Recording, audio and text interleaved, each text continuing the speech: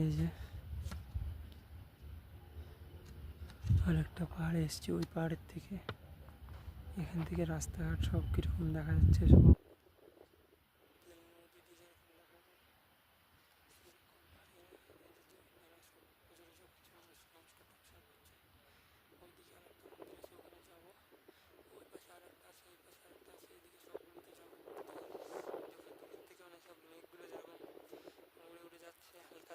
সুন্দর দেখাচ্ছে।